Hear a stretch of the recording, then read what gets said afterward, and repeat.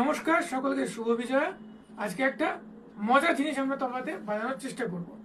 আমাদের বাংলায় অনেক টাং টুইস্টার আছে, আমি এক্সাক্ট বাংলা শব্দটা মনে করতে পারছি না।